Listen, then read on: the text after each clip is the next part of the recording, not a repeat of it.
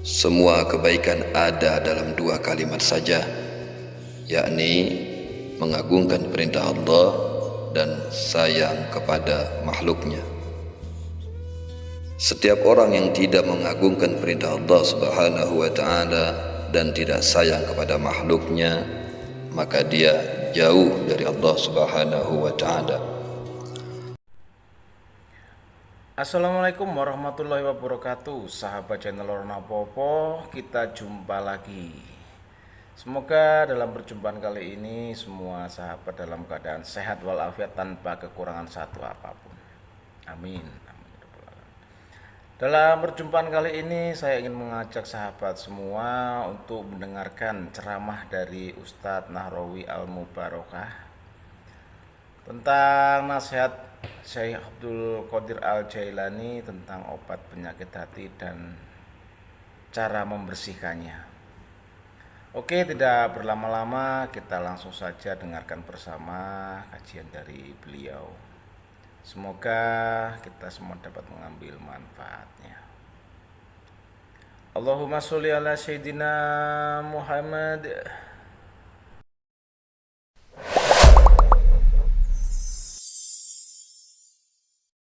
Bismillahirrahmanirrahim. Assalamualaikum warahmatullahi wabarakatuh. Alhamdulillahi rabbil alamin. Allahumma salli ala Sayyidina Muhammadin al-Habib al-Mahbub, syafil alali wa mufarrijil kurub, wa ala alihi wa sahbihi wa sallim. Amma ba'd. Nasihat Syekh Abdul Qadir Al-Jailani radhiyallahu anhu.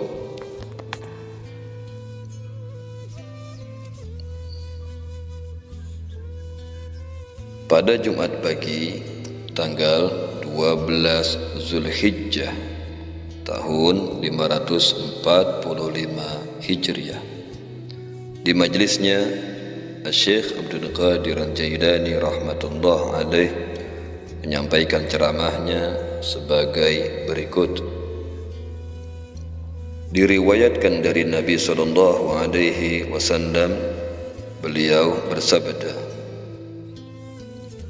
"Inna hadhil quluba latasadda'u wa inna jila'aha qira'atul Qur'an wa zikrul mauti wa huduru majalisi zikri." Al-Hadis, yang artinya sesungguhnya hati itu bisa berkarat dan sungguh penggosoknya adalah membaca Al-Quran, mengingat maut dan menghadiri majelis zikir. Hati itu bisa berkarat jika pemiliknya merawatnya sebagaimana yang dinasihatkan oleh Nabi SAW, maka hati akan bersih kembali. Tetapi jika tidak, maka ia akan menjadi hitam kelam karena jauh dari nur. Ia hitam karena cintanya pada dunia dan rakus kepadanya, tanpa mempunyai sifat wara. Barang siapa di hatinya masih ada cinta dunia, maka tidak akan mempunyai wara. Justru ia akan terus mengumpulkannya, baik dari sumber halal maupun haram, sehingga hilanglah kewaspadaannya dan hilang pula malunya kepada Allah Subhanahu wa ta'ala. Wahai kaum, dengarkanlah pesan Nabi-Mu SAW, dan bersihkanlah karat hatimu dengan obat yang telah dipesankan itu. Kalau salah seorang di antara kamu sakit dan berobat, ia belum akan sembuh sebelum meminum obat seperti yang ditunjukkan. Mendekatlah kepada Tuhanmu dalam keadaan sunyi maupun ramai. Jadikan ia di depan matamu seolah-olah kamu melihatnya. Jika kamu tidak melihatnya, yakinlah bahwa dia melihatmu.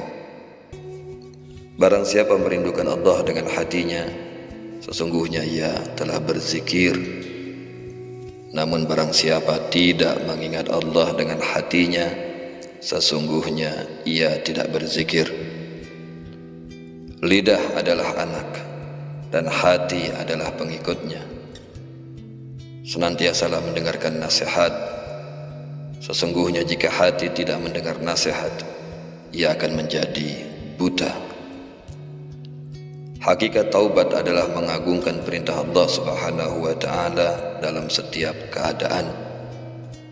Oleh karena itu sebagian ahli sufi rahmatullah alaih berkata, semua kebaikan ada dalam dua kalimat saja, yakni mengagungkan perintah Allah dan sayang kepada makhluknya.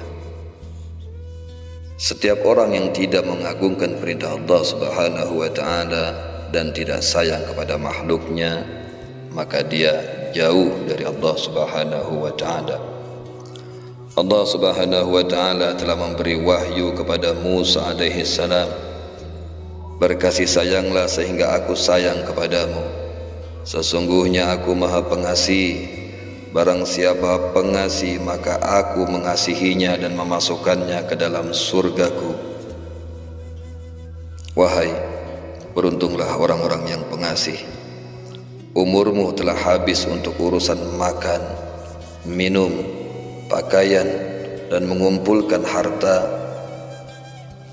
Barang siapa ingin berjaya, hendaklah ia sanggup menahan dirinya dari hal-hal yang haram, syubhat, atau menuruti hawa nafsu, sekaligus bersabar menjalankan perintah Allah Subhanahu wa ta'ala, serta menjauhi larangannya dan ridho dengan takdirnya. Para ahli sufi bersabar bersama Allah Subhanahu wa ta'ala dan tidak sabar jika mereka jauh darinya. Mereka bersabar untuk menyertainya, bahkan ingin mendapatkan kedekatan dengannya. Mereka keluar dari rumah nafsu, keinginan, dan wataknya, serta mengikuti agama dan berjalan kepada Tuhannya. Mereka dihadang oleh berbagai ujian, musibah, penderitaan, kesusahan, kehausan, kelaparan, dan kehinaan. Namun mereka tidak peduli terhadap semua itu dan tidak surut mundur, juga tidak berubah. Mereka terus melangkah maju sehingga terbuktilah bahwa hatinya senantiasa bersama Al-Khaliq Subhanahu wa ta'ala. Wahai kaum, berusahalah untuk menjumpai Allah Subhanahu wa ta'ala. Malulah kepadanya sebelum berjumpa dengannya. Orang mukmin itu hanya malu kepada Allah, kemudian kepada makhluknya. Kecuali dalam urusan agama, maka dia tidak boleh malu, tetapi tegas dalam menegakkan agama Allah Subhanahu wa ta'ala dan meninggikan syariatnya sesuai dengan perintah Allah Subhanahu wa ta'ala, dan janganlah kasihan terhadap keduanya. Quran Surah An-Nur ayat 2. Barang siapa benar-benar mengikuti Rasulullah sallallahu alaihi wasallam, dia akan diberi baju besi, topeng baja, serta pedang beliau. Bahkan dia akan diberi adab, perangai, dan akhlak beliau. Rasul sallallahu alaihi wasallam akan sangat suka dan mengakuinya sebagai umatnya, bahkan akan mengangkatnya sebagai penggantinya di kalangan umatnya, serta menjadi petunjuk bagi mereka menuju ke pintu Allah Subhanahu wa ta'ala. Dia akan menjadi seorang dai dan petunjuk jalan. Jika dia mati, Allah akan menggantinya dengan orang lain. Memang orang seperti ini sangat langka, ibarat satu di antara 1 juta orang. Mereka sanggup merendahkan diri di hadapan manusia dan bersabar atas ulah mereka yang menyakitkan dengan tetap memberikan nasihat kepada mereka. Mereka bisa memberikan senyum kepada orang-orang munafik dan orang-orang fasik dan tetap setia berusaha membawa mereka ke pintu Al-Haq Azza wa Jalla. Oleh karena itu, sebagian ahli sufi berkata, tidaklah bisa tersenyum di hadapan orang-orang fasik kecuali orang-orang yang arif. Ia tersenyum di hadapan mereka dan bersikap kepada mereka seolah-olah ia tidak tahu apa yang ada pada mereka, yakni kehancuran agama mereka, kehitaman wajah hati mereka, dan banyaknya kotoran. Orang-orang fasik dan munafik mengira bahwa dia tidak mengetahui mereka. Sungguh tidak ada kemuliaan bagi mereka. Sesungguhnya mereka sama sekali tidak tersembunyi darinya. Tidaklah diragukan lagi bahwa dengan lirikan, pandangan, ucapan, dan diam mereka, ia mengetahui keadaan mereka. Celaka kamu. Kamu mengira bahwa kamu dapat tersembunyi di depan para siddiqin dan arifin dan para wali-wali Allah. Sampai kapan kamu menyia-nyiakan umurmu? Carilah orang yang dapat menunjukkan kepadamu jalan akhirat, wahai orang yang tersesat. Allah Maha Besar atas kamu semua, wahai orang-orang yang hatinya mati. Wahai orang-orang yang menyekutukan Allah Subhanahu wa ta'ala dengan asbab. Wahai orang-orang yang menyembah berhala. Usaha, kekuatan, penghidupan, modal, dan penguasa-penguasa negeri mereka. Sesungguhnya mereka terhalang dari Allah Subhanahu wa ta'ala. Barang siapa yang melihat adanya bahaya dan manfaat dari selain Allah Subhanahu wa ta'ala, berarti ia tidak menyembahnya.